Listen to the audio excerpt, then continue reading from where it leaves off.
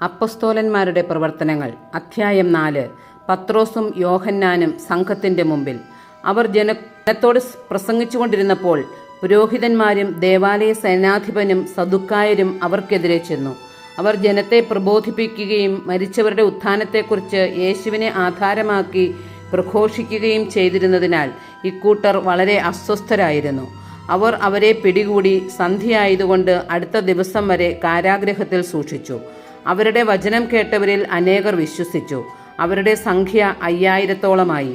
പിറ്റേ ദിവസം അധികാരികളും ജനപ്രമാണികളും നിയമജ്ഞരും ജെറുസലേമിൽ സമ്മേളിച്ചു. പ്രധാന പുരോഹിതൻ അന്നാസും കയ്യാഫാസും യോഹന്നാനും അലക്സാണ്ടറും പ്രധാന പുരോഹിതന്റെ കുലത്തിൽപ്പെട്ട എല്ലാവരും അവിടെ ഉണ്ടായിരുന്നു. അപ്പസ്തോലന്മാരെ അവർ തങ്ങളുടെ മധ്യത്തിൽ നിർത്തി ഇങ്ങനെ ചോദിച്ചു: എന്തധികാരത്താലാണ് അഥവാ ആരുടെ നാമത്തിലാണ് നിങ്ങൾ ഇത് പ്രവർത്തിച്ചത്? അപ്പോൾ പരിശുദ്ധാത്മാവിനാൽ നിറഞ്ഞ് പത്രോസ് അവരോട് പറഞ്ഞു: ഭരണാധികാരികളെ, ജനപ്രമാണികളെ, ഒരു രോഗിക്ക് ഞങ്ങൾ ചെയ്ത ഒരു സത്പ്രവൃത്തിയെക്കുറിച്ചാണ്, എന്തു മാർഗങ്ങൾ ഉപയോഗിച്ച് ഞങ്ങൾ ആ മനുഷ്യനെ സുഖപ്പെടുത്തി എന്നതിനെക്കുറിച്ചാണ് ഞങ്ങൾ ഇന്ന് വിചാരണ ചെയ്യപ്പെടുന്നതെങ്കിൽ നിങ്ങളും ഇസ്രായേൽ ജനം മുഴുവനും ഇത് അറിഞ്ഞിരിക്കട്ടെ. നിങ്ങൾ കുരിശിൽ തറച്ചു കൊല്ലുകയും മരിച്ചവരിൽ നിന്ന് ദൈവം ഉയർപ്പിക്കുകയും ചെയ്ത നസ്രായനായ യേശുക്രിസ്തുവിൻ്റെ നാമത്തിലാണ് ഈ മനുഷ്യൻ സുഖം പ്രാപിച്ച് നിങ്ങളുടെ മുമ്പിൽ നിൽക്കുന്നത്. വീടുപണിക്കാരായ നിങ്ങൾ തള്ളിക്കളഞ്ഞ കല്ല് മൂലക്കല്ലായി തീർന്നു. ആ കല്ലാണ് യേശു. മറ്റാരിലും രക്ഷയില്ല. ആകാശത്തിനു കീഴെ മനുഷ്യരുടെ ഇടയിൽ നമുക്ക് രക്ഷയ്ക്ക് വേണ്ടി മറ്റൊരു നാമവും നൽകപ്പെട്ടിട്ടില്ല.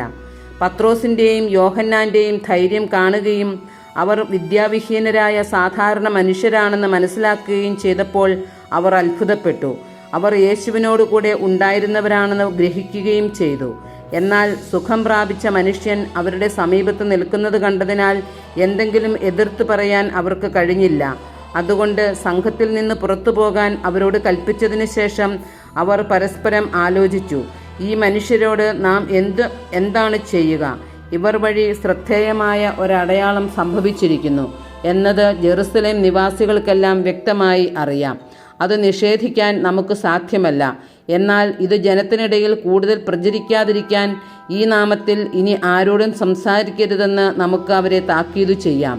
അവർ അവരെ വിളിച്ച് യേശുവിൻ്റെ നാമത്തിൽ യാതൊന്നും സംസാരിക്കുകയോ പഠിപ്പിക്കുകയോ അരുതെന്ന് കൽപ്പിച്ചു.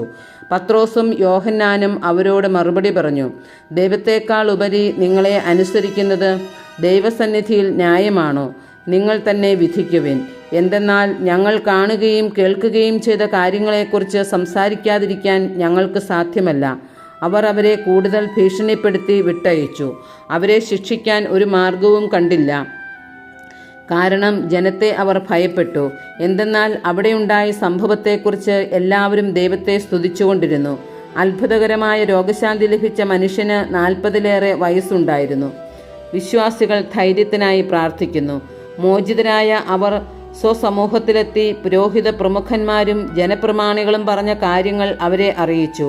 അത് കേട്ടപ്പോൾ അവർ ഏകമനസ്സോടെ ഉച്ചത്തിൽ ദൈവത്തോട് അപേക്ഷിച്ചു: നാഥ, ആകാശത്തിൻ്റെയും ഭൂമിയുടെയും സമുദ്രത്തിൻ്റെയും അവയിലുള്ള സകലത്തിൻ്റെയും സൃഷ്ടാവേ, ഞങ്ങളുടെ പിതാവും അവിടുത്തെ ദാസനുമായ ദാവീദിൻ്റെ അധരത്തിലൂടെ പരിശുദ്ധാത്മാവ് മുഖേന അവിടുന്ന് ഇപ്രകാരം അരുളി ചെയ്തിട്ടുണ്ടല്ലോ: വിജാതീയർ രോഷാകുലരായതെന്തിന്? ജനങ്ങൾ വ്യർത്ഥമായ കാര്യങ്ങൾ വിഭാവനം ചെയ്തതുമെന്തിന്? കർത്താവിനും അവിടുത്തെ അഭിഷിക്തനുമെതിരായി ഭൂമിയിലെ രാജാക്കന്മാർ അണിനിരക്കുകയും അധികാരികൾ ഒരുമിച്ച് കൂടുകയും ചെയ്തു. അവിടുന്ന് അഭിഷേകം ചെയ്ത അവിടുത്തെ പരിശുദ്ധദാസനായ യേശുവിനെതിരെ ഹെരോദേസും പന്തിയോസ് പിലാത്തോസും വിജാതീയരോടും ഇസ്രായേൽ ജനങ്ങളോടുമൊപ്പം സത്യമായും ഈ നഗരത്തിൽ ഒരുമിച്ചുകൂടി. അവിടുത്തെ ശക്തിയും ഹിതവും അനുസരിച്ച് നിശ്ചയിച്ചിരുന്ന കാര്യങ്ങൾ നിറവേറുന്നതിനു വേണ്ടിയാണ് അവർ ഇപ്രകാരം ചെയ്തത്. അതിനാൽ കർത്താവെ, അവരുടെ ഭീഷണികളെ അവിടുന്ന് ശ്രദ്ധിക്കണമേ. അവിടുത്തെ പരിശുദ്ധദാസനായ യേശുവിൻ്റെ നാമത്തിൽ രോഗശാന്തിയും അടയാളങ്ങളും അത്ഭുതങ്ങളും സംഭവിക്കുന്നതിനായി അവിടുത്തെ കൈകൾ നീട്ടണമേ. അവിടുത്തെ വചനം പൂർണ്ണ ധൈര്യത്തോടെ പ്രസംഗിക്കാൻ ഈ ദാസരെ അനുഗ്രഹിക്കണമേ. പ്രാർത്ഥന കഴിഞ്ഞപ്പോൾ അവർ സമ്മേളിച്ചിരുന്ന സ്ഥലം കുലുങ്ങി. അവരെല്ലാവരും പരിശുദ്ധാത്മാവിനാൽ പൂരിതരായി ദൈവവചനം ധൈര്യപൂർവ്വം പ്രസംഗിച്ചു. വിശ്വാസികളുടെ കൂട്ടായ്മ. വിശ്വാസികളുടെ സമൂഹം ഒരു ഹൃദയവും ഒരാത്മാവും ആയിരുന്നു. ആരും തങ്ങളുടെ വസ്തുക്കൾ സ്വന്തമെന്ന് അവകാശപ്പെട്ടില്ല. എല്ലാം പൊതുസ്വത്തായിരുന്നു. അപ്പസ്തോലന്മാർ കർത്താവായ യേശുവിൻ്റെ പുനരുത്ഥാനത്തിന് വലിയ ശക്തിയോടെ സാക്ഷ്യം നൽകി. അവരെല്ലാവരുടെയും മേൽ കൃപാവരം സമൃദ്ധമായി ഉണ്ടായിരുന്നു. അവരുടെ ഇടയിൽ ദാരിദ്ര്യം അനുഭവിക്കുന്നവർ ആരും ഉണ്ടായിരുന്നില്ല. കാരണം പറമ്പും വീടും സ്വന്തമായി ഉണ്ടായിരുന്നവരെല്ലാം അവയത്രയും വിറ്റുകിട്ടിയ തുക അപ്പസ്തോലന്മാരുടെ കാൽക്കൽ അർപ്പിച്ചു.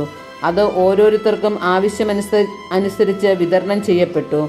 ബാർണബാസ് എന്ന അപരനാമത്താൽ അപ്പസ്തോലന്മാർ വിളിച്ചിരുന്നവനും ഈ വാക്കിൻ്റെ അർത്ഥം ആശ്വാസപുത്രൻ എന്നാണ്. സൈപ്രസ് സ്വദേശിയും ലേവായവനുമായ ജോസഫ് തൻ്റെ വയൽ വിറ്റ് കിട്ടിയ പണം അപ്പസ്തോലന്മാരുടെ കാൽക്കൽ അർപ്പിച്ചു.